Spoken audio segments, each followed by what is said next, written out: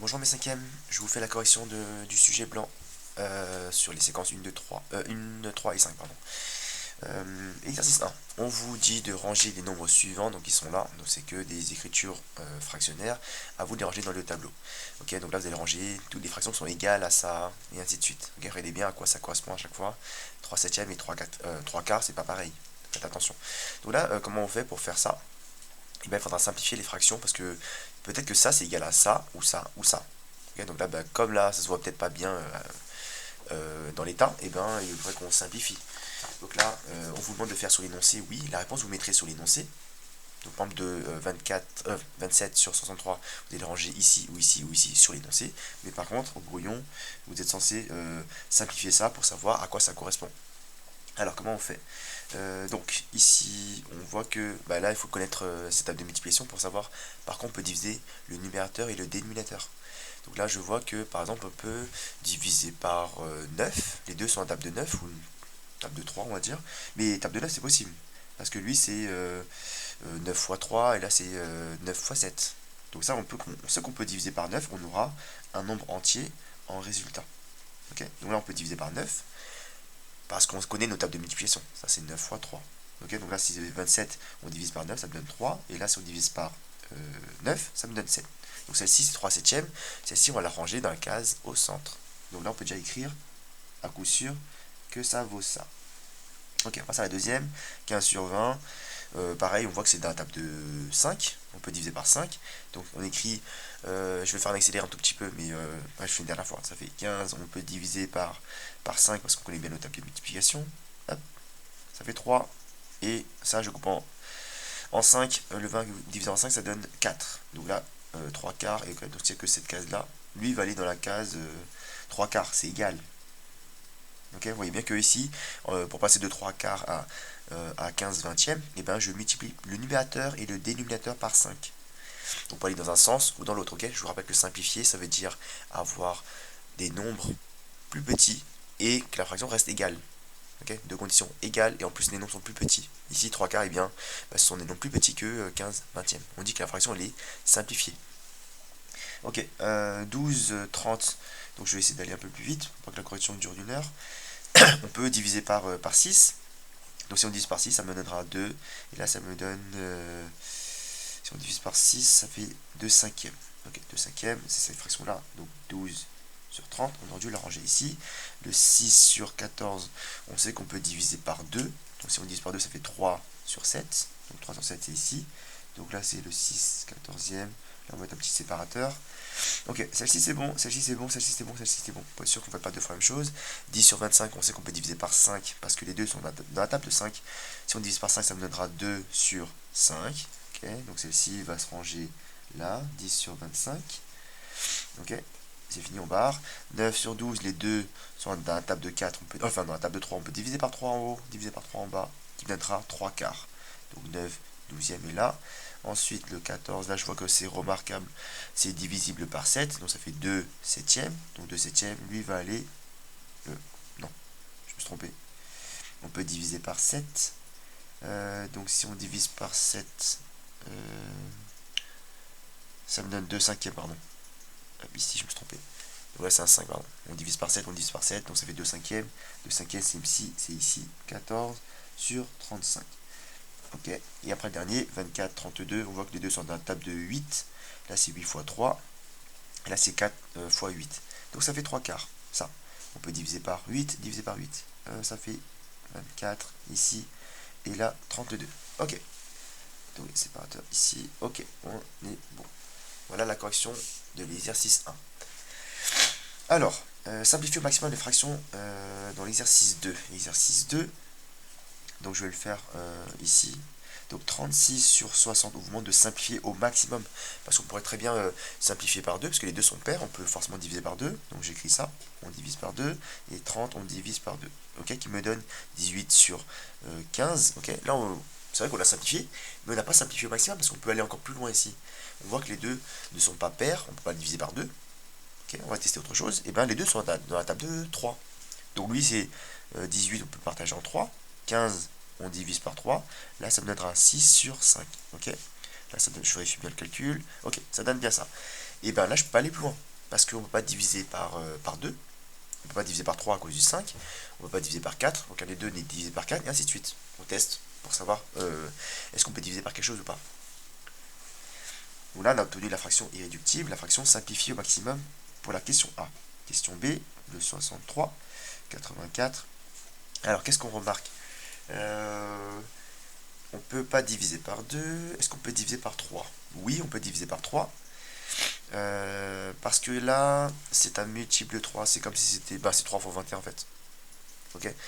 Je vous rappelle un critère de divisibilité, vous avez vu en 6ème. Comment savoir si un nombre est divisible par 3? On fait la somme des chiffres de 63, par exemple le 6 plus 3 ça fait 9. Si le résultat, si la somme de tous les chiffres, dans notre cas c'est 9 pour le numérateur, et bien si la somme est dans la table de 3, alors ce nombre là est divisible par 3. Okay. Donc là 6 plus 3 ça fait 9, et 9 est dans la table de 3. Là c'est la règle pour 3 seulement, pas pour 4, pas pour 2, pas pour 5. Donc là la somme des chiffres ça fait 9, ok, donc 9 c'est dans la table de 3, donc forcément on peut diviser par 3. Et c'est aussi le cas pour lui. Okay, j'ai vérifié en avant. Donc 8 plus 4 ça fait 12. 12 est forcément divisible par 3. Donc je sais que... Donc là on va pas écrire 12, hein, rien à voir. Mais 12, ça nous informe que ce nombre-là est divisible par 3. Alors, là ça me fait 21. Et là ça me fait 90, 90 ça fait 30, 30 et je retire 2, ça me fait 28 si je me trompe pas. Oui, 28. Ok, je vérifie mon calcul, est-ce que c'est correct? Ça x 3 ça fait 60, 83 c'est bon, ok. Et là je remarque que les deux sont dans la table de 7. Parce que lui, on peut aussi décrire d'une autre manière. Soit on écrit 21 divisé par 7, et là c'est 28 divisé par 7, parce qu'on a remarqué que les deux sont dans la table de 7. Donc on peut diviser par 7 pour avoir des nombres plus petits, pour simplifier la fraction.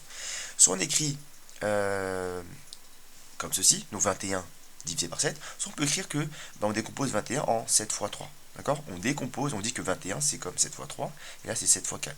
Et là, et ben, quand en fait, entre guillemets, quand on va barrer le 7 en haut et en bas, c'est un peu comme si on divisait par 7, parce que le 3, au lieu d'être multiplié par 7, il n'y a plus que 3, donc c'est un peu comme si on avait enlevé la multiplication par 7, ça revient à diviser par 7. Donc soit vous le faites comme ceci, soit vous le faites comme ceci, comme vous voulez. Donc là, si on enlève le 7, on enlève 7, et là il va rester quoi? Il va nous rester 3 quarts. Et là, c'est une fraction irréductible. Donc cette méthode-là, c'est ce qu'on a vu en classe. Ça, vous pouvez le faire. Au cas où, si vous vous posez la question, c'est possible. C'est correct. Alors, 24 sur 64. Pour ceux qui ne voient pas, on peut le diviser par 8, parce que ça, c'est 8 fois 8, et là, c'est 8 fois 3. Donc, on peut écrire comme ceci. On peut diviser par 8. Et là, 64, on peut diviser par 8. Ça me donnera 3 ici et 8 là. Et on peut aller plus loin. Le D, celui-là, il est assez rapide. On peut tout de suite voir que c'est... des nombres qui sont divisés par 10 parce que ça finit, le chiffre des unités c'est 0, donc là c'est 7, là je vais le faire d'une autre manière ici, 70, on peut écrire que c'est, je vais le faire de deux manières. Hop. Donc 7 fois 10, et là c'est 5 fois 10, ok, là ce truc là c'est bien 50 au dénominateur, 7 fois 10 ça donne bien 70 au numérateur. Okay, et là quand on enlève la multiplication par 10, et ben c'est comme si on avait divisé par 10. Okay, quand on passe de là à là, on a supprimé une multiplication par 10. Donc c'est comme si on avait divisé par 10. Okay, soit vous faites comme ceci, qui est correct, jusqu'au brevet ça sera correct, même au lycée c'est pareil, soit vous faites comme ceci, 70 on divise par 10, et 50 on divise par 10. Ok, j'ai fait la même opération en haut et en bas, donc j'ai divisé par 10 en haut et en bas par le même nombre, donc la fraction reste égale. Et les nombres sont plus petits, donc on a bien simplifié. Donc faites soit comme ceci, soit comme ça, comme vous voulez. Ça c'était l'exercice 2. Maintenant l'exercice 3, on va le faire sur l'énoncé, c'est indiqué là, à faire sur l'énoncé. Alors, il y a écrit quoi? Donc là, il faudra comparer les fractions. Comparer, ça veut dire que faut dire qui est plus grand que qui, donc vous allez utiliser le symbole supérieur à ou le symbole inférieur à. Ok, vous pensez au crocodile si vous voulez. Vous mettez les symboles là, entre les deux fractions à chaque fois. Alors ici là j'ai le même dénominateur, je le vois, j'ai 5, 5. Et bien réfléchissez bien, dans une fraction, ce qui est au numérateur c'est ce qu'on a. Donc 8, on a 8 euros à se partager en 5. Est-ce que c'est mieux d'avoir 8 euros à se partager en 5 ou 23 euros à partager en 5? Ok. J'imagine que 23, vous êtes d'accord avec moi. Ensuite, ici, là, une petite complication. J'ai pas le même dénominateur, j'ai pas le même numérateur. Cette fraction-là, elle est plus grande que 1. Ok, ça veut dire quoi? Ça veut dire que si j'ai 23 euros à se partager en 4, il y a au moins 1 euro chacun, minimum. Parce que ce nombre-là, il est supérieur à 4. Si j'ai 5 sur 4, c'est plus grand que 1. Par contre, si j'ai 3 sur 4, si j'ai 3 euros à se partager en 4, et ben, chacun n'aura pas 1 euro minimum. Donc, cette fraction-là est plus grande que 1. Ça se voit. Et là, pareil, c'est plus grand que 1. Comment on pourrait se débrouiller, du coup, dans ce cas-là? Parce que les deux fractions sont plus grandes que 1. Et j'ai pas le même numérateur, j'ai pas le même dénominateur. Et bien, qu'est-ce qu'il faut faire maintenant? Il faudra faire en sorte d'avoir soit le même numérateur, soit le même dénominateur. Et rappelez-vous, on sait modifier des fractions. On peut modifier la fraction de gauche ou celle de droite, ou les deux si on veut, pourquoi pas. Moins on va faire et mieux c'est.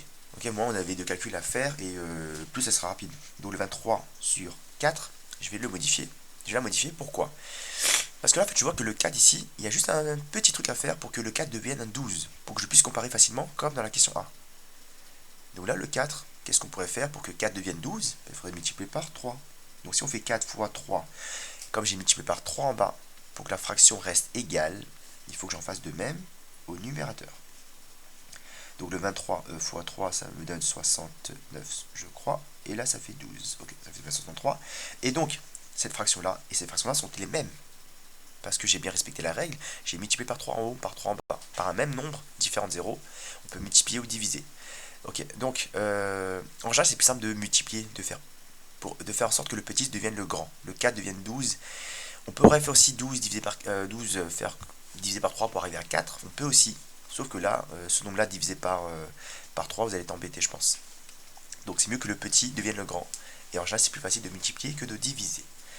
Donc ce nombre-là, eh ben, on voit que sur 12, eh ben, on voit que 69 est plus grand que 61. Donc là, pareil, même histoire, il vaut mieux avoir 69 euros à se partager en 12 que uniquement 61 euros à se partager en 12. Donc cette fraction-là est plus grande.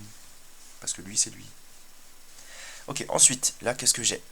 Là pareil, c'est la même histoire, je vois que c'est plus grand que 1, c'est plus grand que 1, j'ai pas le même dénominateur, j'ai pas le même numérateur. Donc qu'est-ce qu'on fait ici? Là, le 3 ne peut pas devenir un 5. Donc qu'est-ce qu'on fait ici? Là, je vous ai dit que soit on modifie la fraction de gauche ou celle de droite, ou éventuellement les deux. Là, comme le 3 ne peut pas devenir le 5 et le 5 ne peut pas devenir un 3, et bien dans ce cas-là, on va modifier les deux fractions. Ok, comment on fait?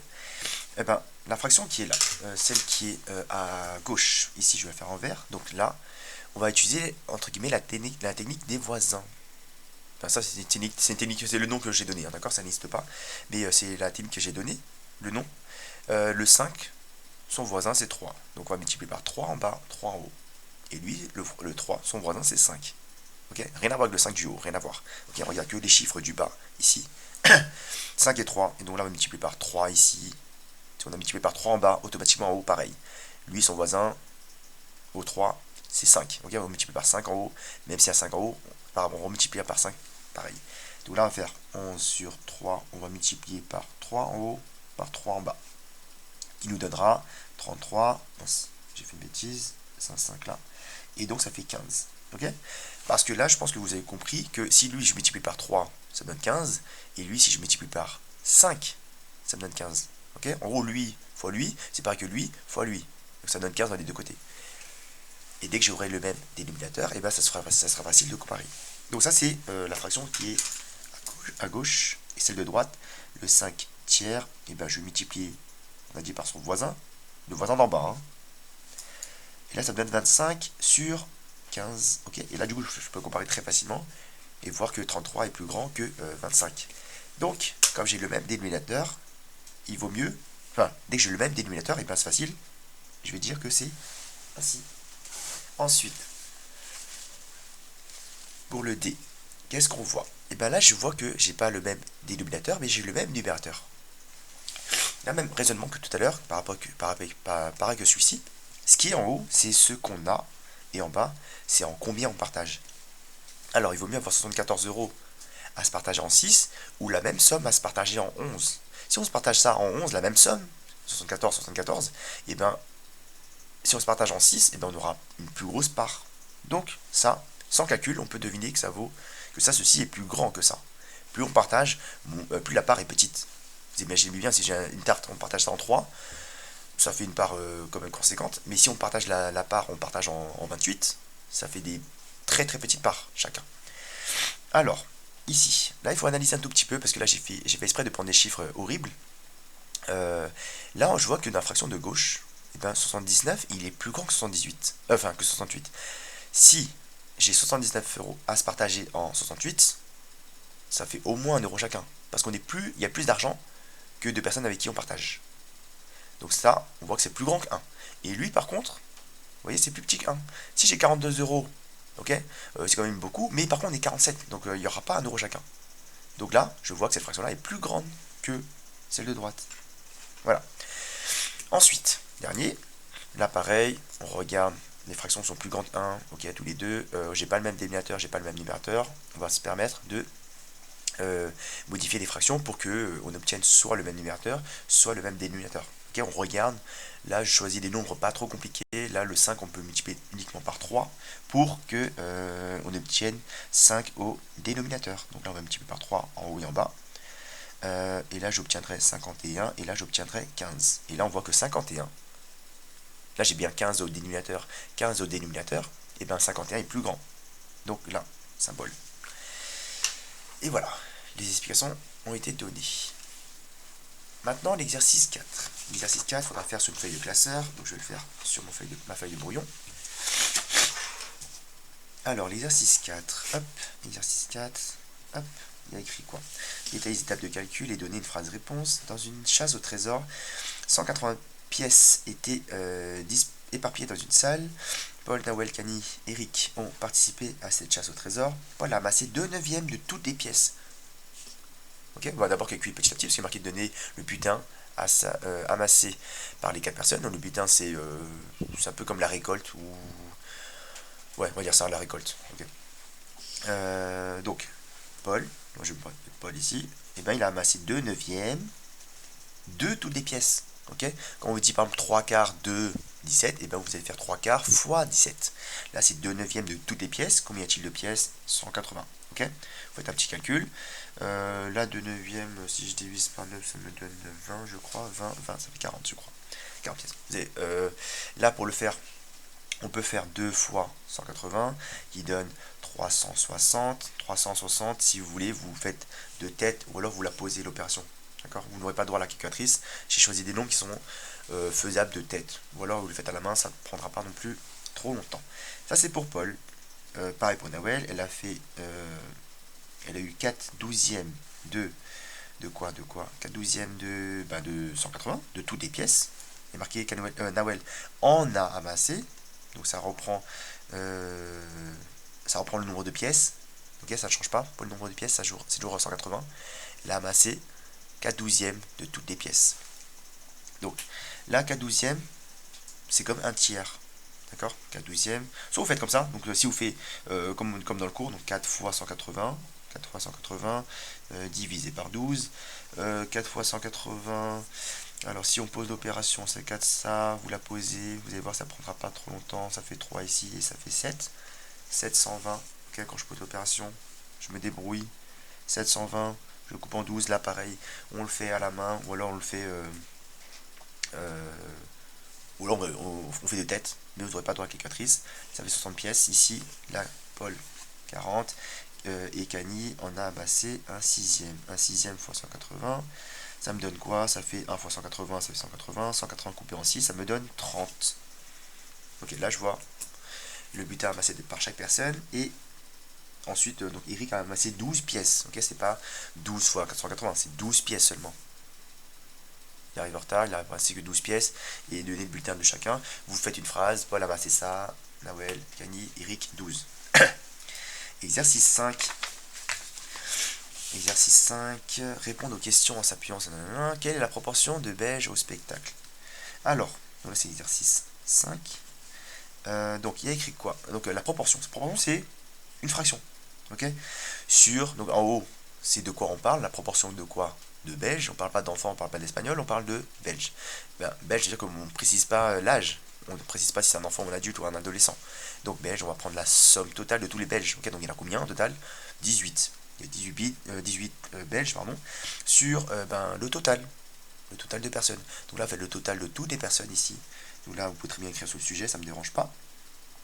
Là, ça me fait 12 plus 7, ça me fait 19. 19 plus 9, ça fait 28. Et là, 8 plus 4, ça fait 12. 12 plus 5, 17. On fait la somme de tout ceci. Hop, okay, pour avoir le total, le nombre de personnes total. Alors, 7 et 8, ça fait 15. 15 et 8, ça fait 23. 23 et j'ajoute 40. 23, ça fait 63. Je revérifie. 8 et 8, ça fait 16. 16 et 7, ça fait 23. 23. Donc je mets 3 ici, je retiens 2. 2 plus 2, 4, 5, 6. Ok, on est bon. Donc voilà le résultat. Donc ça, c'est la proportion de Belges au résultat. Le 18, c'est le nombre de Belges. On a pris tous les enfants, parce qu'il n'est pas précisé enfants, adolescents ou adultes. Et bien on prend celui-là, plus celui-là, plus ça. Et bien il y a 18 Belges au total. Donc on ne parle pas des Espagnols, on ne parle pas des Italiens, on parle des Belges, il y en a 18. Et 18 par rapport au nombre de personnes présentes au spectacle. Okay, donc il y a combien de personnes? Si on mélange tous les enfants, les adultes, les Espagnols, tout le monde, et ben ça fait 63. Okay, j'ai calculé tout ça. Là j'ai calculé, il y a 17 Italiens, 28 Espagnols, et ainsi de suite. Okay, j'ai calculé tout ça, et ça donne 63. Question B, faites une phrase-réponse. Quelle est la proportion d'enfants au spectacle? Okay, des enfants, il y en a combien? Et ben là, pareil, je cherche tous les enfants, peu importe leur origine. D'accord? Donc 5 plus 9, ça me fait 14. Ou là, on fait 5 plus 5, ça fait 10. 10 plus 9, 19. 19 sur la totalité par rapport au spectacle. Ok? Parmi les adultes, ok, faites attention, là ça a changé. On ne parle pas de toutes les personnes présentes au spectacle, on parle uniquement des adultes seulement. Ok? Combien y a-t-il d'adultes? Là on va faire la somme. 10 plus 12, 22, plus 4, 26. Ok? Là faites attention à chaque fois, là c'est en haut, c'est de quoi on parle.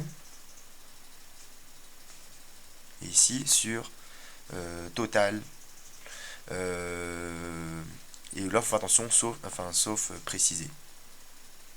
Donc, là, ici, c'est marqué par rapport au spectacle, dans la question A. Okay, au spectacle. Proportion d'enfants au spectacle. Parmi tous les enfants, toutes les personnes au spectacle. Là, c'est parmi les adultes. Donc, parmi les adultes, il y a combien d'adultes? On a calculé, ça faisait 26. Ok. Quelle est la proportion d'Espagnols parmi les adultes? Ok. Donc, les Espagnols, ici, il y a combien? 12 adultes. Ok. Parmi les adultes. Hein. Donc là, on prend 12 sur la totalité des adultes. La voici. Ok. Voilà ce qui était demandé. Une proportion, ça aurait été bien aussi que vous simplifiez les fractions. C'était pas spécifié, mais si vous simplifiez, c'est encore mieux.